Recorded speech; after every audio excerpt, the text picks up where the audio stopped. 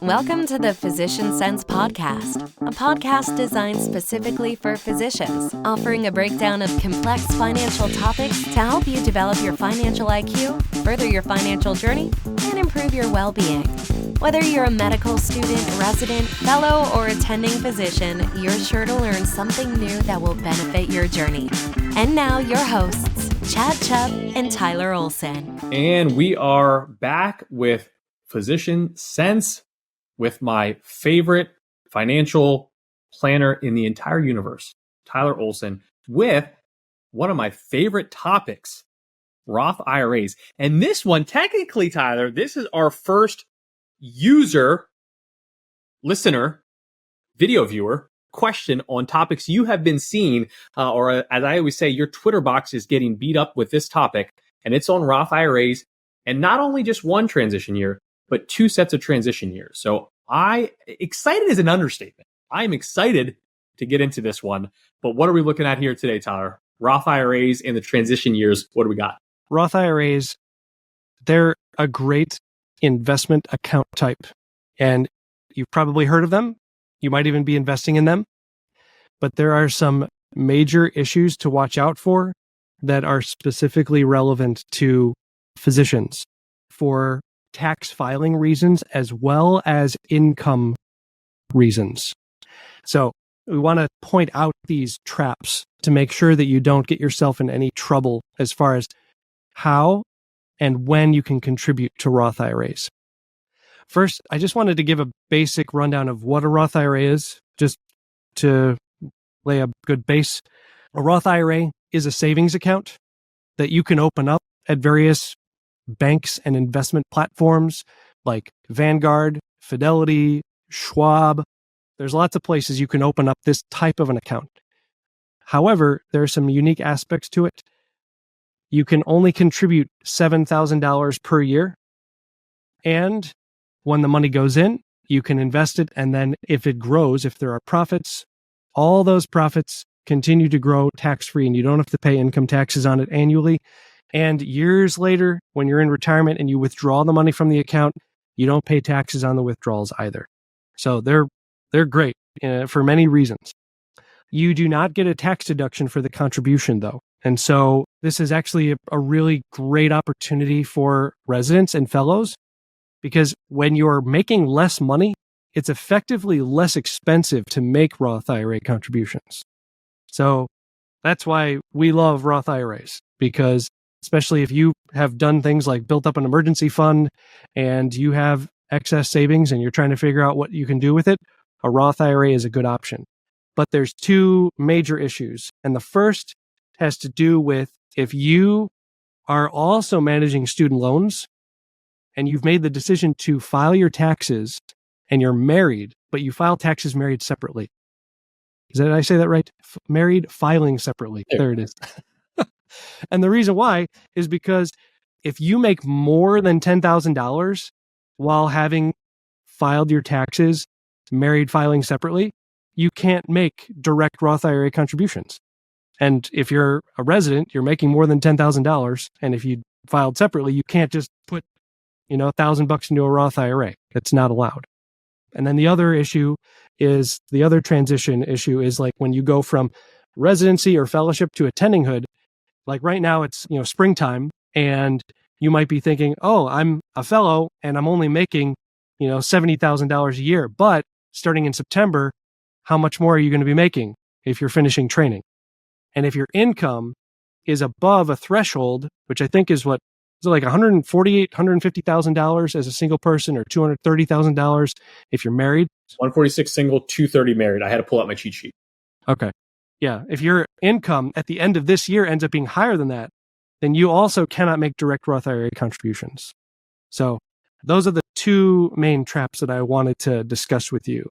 Have you seen this happen? Like where someone filed their taxes and then they realized, oh no, I made a couple $1,000s in contributions. Have you seen that? A lot of our clients will come to us early in attending. I'd say we have a lot more early attending than we do in training clients that join us. And this is probably one of the most common mistakes, because you said it perfectly. When they go to make it, especially if they're making it earlier in the year, right? You kind of read all the blogs out there. They say, we'll do it on January 1st every year. Well, at that point, you're like, I make 70 grand. And sometimes what we also notice is they'll start to think like, well, if I take my 70 grand, I made that for this amount of months, and then my specialty pay is this, or my attending pay is this. But then they forget they may get a sign-on bonus. They get a moving bonus. Like all of a sudden the numbers skyrocket. So there are a lot of times that we are fixing these. And I always love describing the fix because it goes like this. So here's what we're going to do. We're going to pull the money out of your Roth IRA, right? It's going to go to your bank account. Then you're going to take that money. You're going to put it into your IRA. We're going to let that settle there. And guess where we're going to put it after that? We're going to put it right back in that same Roth IRA. And they're like, you're joking. Listen, take it up with your congressman, your congresswoman. Like, I didn't make the rules. We just follow them. You're welcome for fixing it for you, though, but we're good. But I always chuckle when we have to fix them because you're sitting there, you're just like, this has to be a joke. Like, there has to be an easier way. But nope, that's how you do it. So, yeah, we see that one. We see that one quite a bit. Yeah.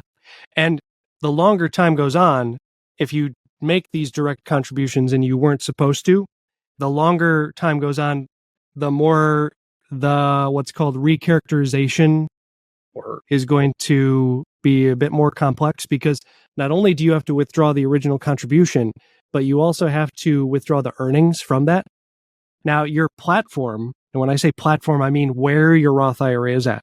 So that could be Fidelity, Vanguard, Schwab, wherever it is. You got to contact them and say, I wasn't supposed to make this Roth IRA contribution. I need to recharacterize this. Now, I have seen some people just say like, well, I just took the money out and I didn't tell anybody. And then I just did what you just said, like put it in the traditional IRA and then put it back into the Roth. You know, if you never get audited, you know, it might just kind of skate through. But technically what you're supposed to do is a recharacterization. And if you tell the platform this, if you call customer service, they will have a form where you can fill in like how much you contributed during that tax year, how much you're withdrawing, where you want it to go so that it's done properly. So, and if you don't do this, if you wait even past when you file your taxes for the year in which you do it, then technically you're going to start to owe the IRS a 6% excise tax on the erroneous contribution. So you really want to get this figured out and try to avoid it in the first place if possible. So like if you're an intern this year and you're thinking, I want to do a Roth IRA contribution, but you're also managing student loans and you're thinking, either I'm married now and I'm going to file my taxes separately, but I don't know if I'm going to do that until the spring of 2025. You got to be careful with what you're going to do with your Roth IRA contributions. I mean, you could preemptively do the backdoor Roth, right? But there is that one downside. You can't withdraw the contributions for 5 years, right? Yeah, So, that's your biggest. That's what I always say. If you're close, we always lean towards probably just do a backdoor Roth. Yeah. The main downside is you add in that 5 year window. Now, hopefully, you're not utilizing the Roth for that. But if you go, and Tyler, I mean by that, if you can save, if your income limits are below, and you can save directly to a Roth, I don't want you to do this, but technically you can always get to your contribution amounts, right? You can always access that. I don't use a lot of quotes from Susie Orman, but Susie Orman has always told the younger generation to actually use the Roth IRA as their emergency fund. I don't 100% agree with that, but I see where she's coming from, and I don't completely hate that idea. I want you to treat it like a retirement account, but I see what she's saying, and that's what she means. You can get to the actual contributions. But as soon as you start to do backdoor Roths, as soon as you do that conversion, it adds a 5 year window in there. The Roths actually have 2 different 5 year rules, but this one is on that conversion that you want to pay attention to. But, you know, in those training years before that transition year, you know, depending on your spousal situation, more than likely, you know, unless you're in a program that I don't know about that's paying over 146 if you're single, you know, you should be able to go directly to the Roth. And there's a lot to build on this as well that we could get into in the idea of, you know, if you're going for public service loan forgiveness, and you have pre-tax options, you might want to take advantage of those pre-tax options. Or let's just say your employer offers a match on the 403B. You might want to take advantage of that first before you're going to a Roth. You know, there's lots of ways to kind of walk through the different levels of investing, but there's a reason why the Roth and the backdoor Roth are so popular in the physician community. And I often say the Roth is by far my favorite account. I also usually put the HSA behind that one, which we'll have that on a different episode. But yeah, I love the Roth. I think there's so many things that you can do with it. But most importantly, you're going to really love the Roth in retirement when you're not paying anything to Uncle Sam. That's when you're really going to love your Roth. yeah. Yeah. So I really wanted to talk with you about this because it just seems like it's something that's like a buzzword that like a lot of people in medicine they get excited about and they think that they're missing out. And it is a great opportunity. It's a great way to invest, but you just need to watch out for these roadblocks because, I mean, obviously if you make a mistake or if you do it erroneously, like it can be fixed. It's not a big deal, but it can be a hassle. It can be frustrating. So you just want to make sure that it's being approached intentionally. So, if you hear people talking about investing in a Roth IRA and you're like, I want to do that too, that's great. But like what you mentioned, Chad, it's really important to look at what your program offers. And to speak more, because you said the pre-tax, you're talking about because it reduces the following year's tax or loan payment, right? Yeah. So yeah, exactly. Anything pre-tax. And usually I wouldn't even dabble with a traditional IRA. Like if you're looking for pre-tax contributions, likely the 403B, if it's a 401k conversation, but likely it's a 403B, that's probably going to be your easier option. Those plans have also gotten much more attractive, meaning that there's much better low-cost investments than there were just a few years ago. But yeah, that's my point. Like pre-tax, lower your adjusted gross income, which is the number that feeds into your student loans, which then lowers your student loan payment. That's something I would think about when going for student loans if we're kind of comparing pre-tax savings versus the very attractive Roth IRA as well. Mm-hmm. Yeah. Yeah. No, it's effectively like one way you could look at the pre-tax contribution decision relative to PSLF is that, say you invest $1,000 this year into a pre-tax 403B, you're essentially presuming that PSLF is what's going to happen, which is obviously it's like many years in advance if you're an intern or PGY2.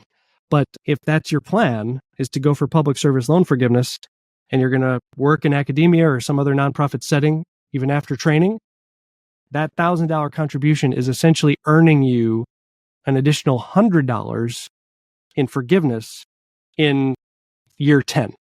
So it's a little bit of an added benefit. Although I think it's interesting, I've thought about this more. Depending on when you make the contribution, the forgiven amount is received. Say you're 10 years away, that 10% profit from that pre-tax contribution is essentially an annualized 1%. Yeah. Right? Yeah. Am I thinking about that the right way? I think I see what you're saying. Yeah. I can see both having merit. I mean, if anyone is in training and they're investing in this way, kudos to you, right? Because like you're doing the right things, you're getting into the right habits. But with these, with the minutia of these like tax rules and income thresholds and everything, we just wanted to share a couple of these things with you so that if you're excited about the Roth IRA, and we want you to be, we just want you to be aware of a couple of these things to keep in mind. So we'd love to hear your comments on this. If you have additional questions, put it in the forum on our website, physiciansense.com. And of course, comment on YouTube or communicate with us. Let us know if you have additional questions on this topic. We will happily delve into it more because we love Roth IRAs.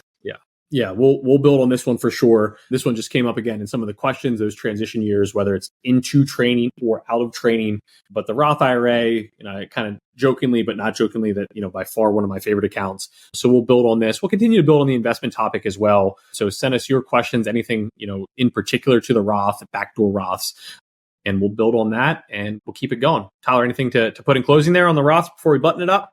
Just if you've got this interest, good for you. And just keep building on these habits. One other thing, if you're in training and you're thinking, you said the limit is $7,000, or, we've been throwing around numbers like putting $1,000 into the 403B. It doesn't matter what your number is. If you can establish the habit of investing on a regular basis, I don't care if it's $5 a month. Yeah. Do something.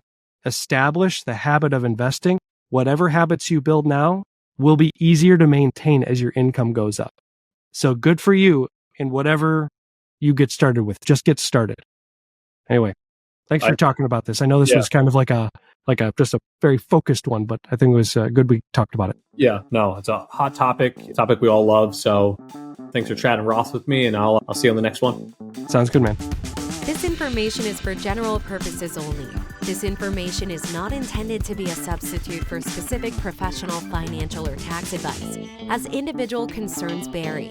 Please see a financial professional, CPA, and/or an attorney in regards to your own individual situation. Wealth Heals advisory services and financial planning offered through Vicus Capital Inc., a federally registered investment advisor. Olson Consulting LLC, offering advisory services and financial planning, is a state registered investment advisor.